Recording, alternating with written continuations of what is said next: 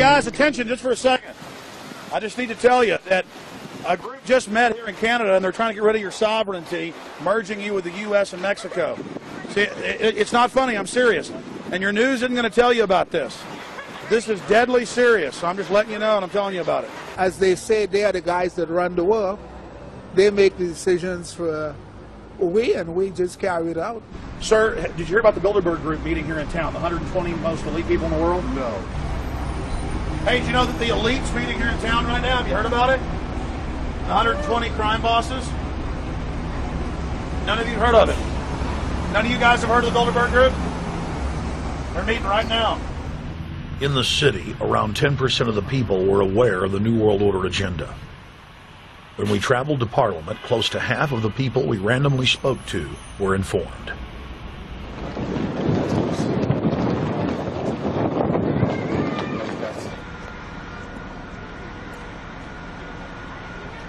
Ma'am, what did you say about the American Union? It's going to end up happening. We don't want it, but it's going to happen. What do you think? Because the Bilderberg Group runs the world. You have the Trilateral Commission that's also part of the Bilderberg, which is the United States, Europe, and Asia. But most of this is public knowledge. Nobody wants to believe that there are conspiracies, that world leaders are already elected before they're voted on. So here we know that Bernard Lord is part of the outer circle. I was surprised to read that Harper addressed the group in 2003 because my understanding was nobody gets into politics without becoming part of the Bilderberg Group. And then you find out afterwards that that is the case, that they have... Well, yeah, well, Bill Clinton went there in 91, George Bush Sr. back in like 85. And Blair, same thing. Who we think that we're electing as leaders have already been pre-picked for us. Whether it's liberal or a conservative, they're already part of the group. They own all the horses in the race. They own the horses, and I understand that, for example, in the United States, it's a one-party system with two factions, though you think it's two different parties. Oh, it is, yeah. So it's like Bill Clinton constantly vacations with the Bushes, and they call him their son, and they actually staged all that in '92, and all that's come out. It's just all staged. They're not going to let trillions of dollars slip through their hands. The good news is people are waking up, though. When you read human history, when you study it, all you see is elites trying to dominate, subterfuge, Machiavellian backstabbing, and somehow in the last 50 years they convinced Westerners that the government's fine, can do no wrong, trust them. How did this happen? It's easy to lead sheep. I mean, people just follow. They don't want to believe these things will happen. No way, we'll just follow along with the norm. That's all. It's just makes it easier for everyone. What's your view on losing Canada's sovereignty? I like this country to stay as it is, and I love the United States to be there. Back in Austin, the capital of Texas, the public was frighteningly unaware of the nation's peril.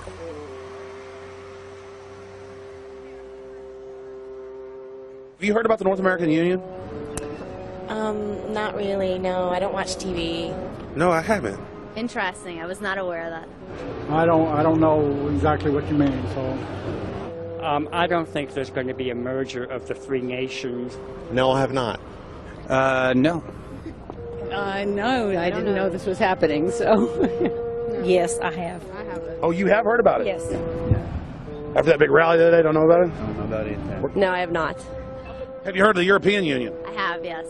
Are you aware of the European Union? Oh, yeah, of course. Have you heard about the European Union? Heard about them. Do you know about the European Union? No. Europe, 15-member group expanding? A what? 15 nations of Europe merging in 2000. Whatever. For over 50 years, the Bilderberg Group constructed the European Union by stealth under the guise of trade deals. Now the elite are using the same secretive program to complete the North American Union. But this time, superstate integration is on the extreme fast track. International agreements like NAFTA, GATT, and APEC were just stepping stones in the formation of the NAU. The North American Union was officially born at Baylor University in Waco, Texas, on March 23, 2005. The leaders of the United States, Mexico, and Canada told the press that they were only meeting to discuss trade.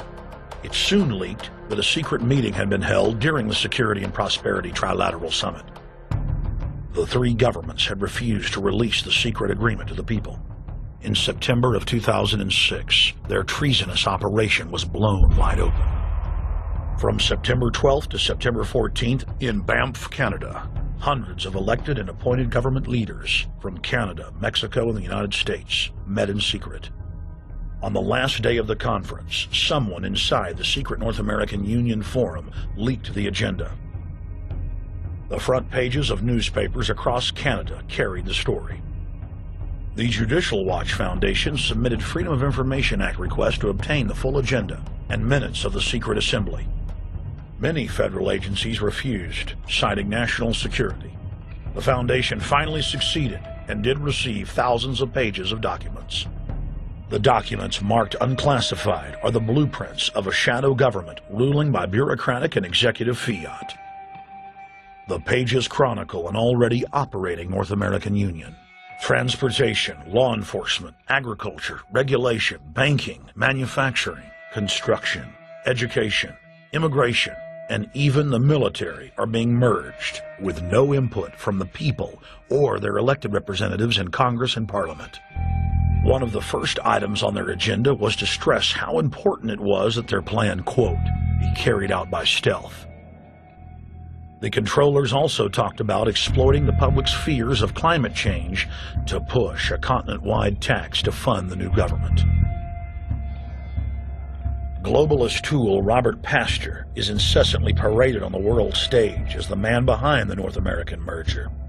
When he testified before Congress, he pushed the idea of a continental security perimeter that erases national boundaries and merges the security apparatus.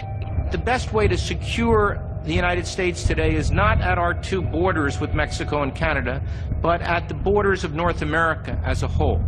In fact, the North American Command, based in Colorado Springs, Colorado, was clearly running the meeting in Canada. For the past decade, the Pentagon has been training with Mexican and Canadian forces and has openly discussed using them inside the United States for disasters and to quell domestic unrest. There are already over 100,000 non-U.S. citizens serving in the U.S. Armed Forces. The Pentagon is now expanding its recruiting centers in Mexico, the Philippines, and Eastern Europe.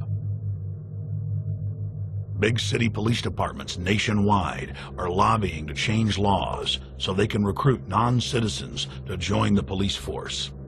What we are witnessing is a Red Dawn scenario in slow motion. Tyrants throughout history have brought in foreigners to oppress their domestic populations.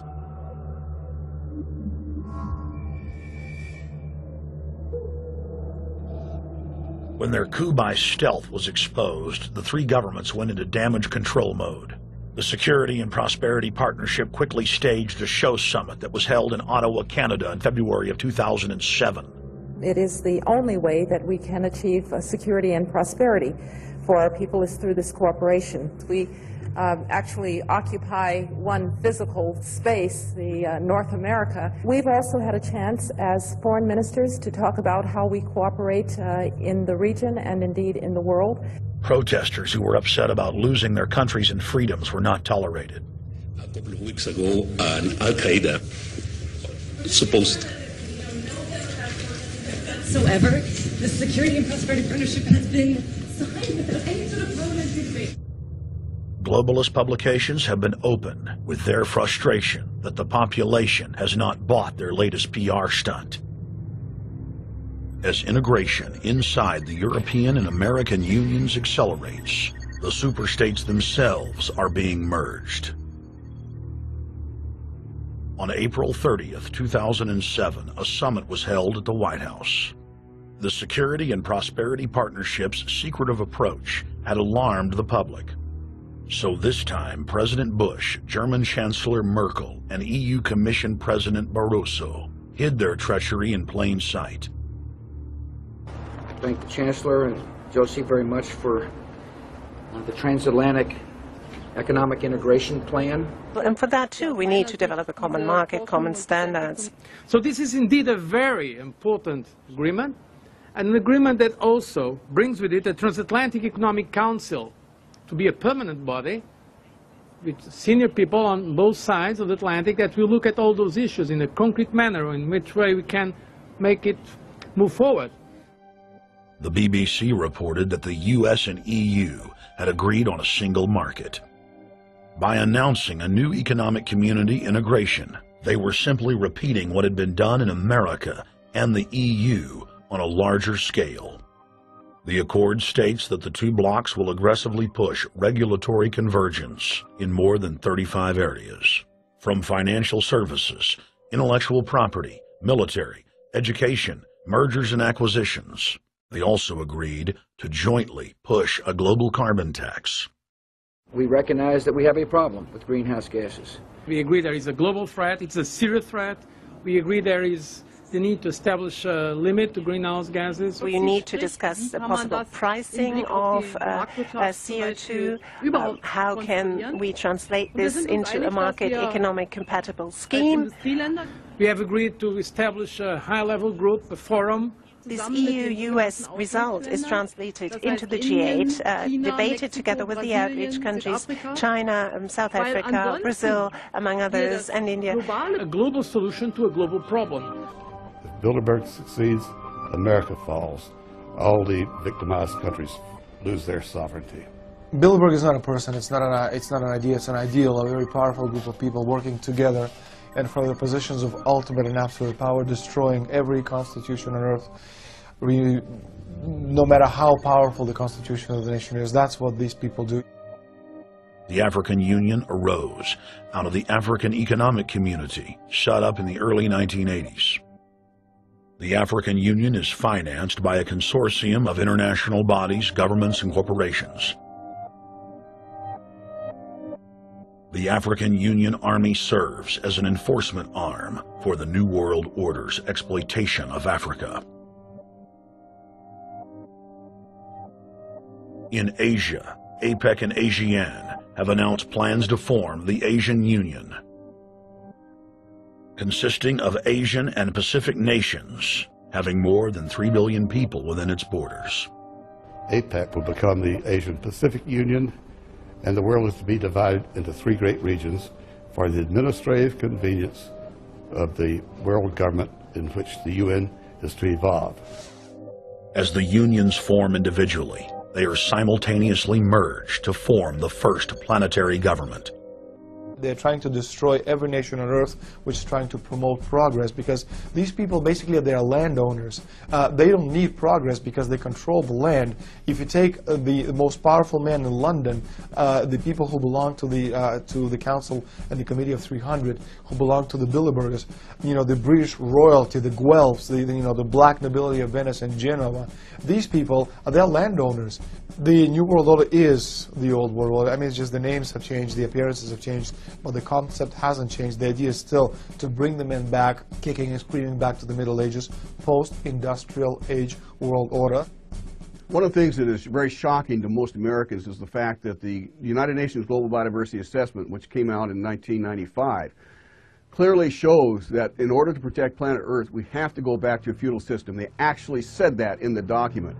To craft a modern feudal society, the globalists are implementing a standardized North American Union ID card to track, trace, and control their serfs as they travel throughout the 3 regions of the NAU. Building on the massive displacement of humanity caused by globalization, the New World Order is rapidly constructing the physical infrastructure of the North American Union, the NAFTA Superhighway Control Grid. I'm Arthur Peterson, Colonel retired in the Army. I see things today that are happening that would make my friend who died in World War II turn over in their grave. To think that people would even consider confiscating land of farmers and ranchers and taking their homes away from them, to turn it over to a foreign company in Spain, which was controlled by Don Carlos, I understand, a notorious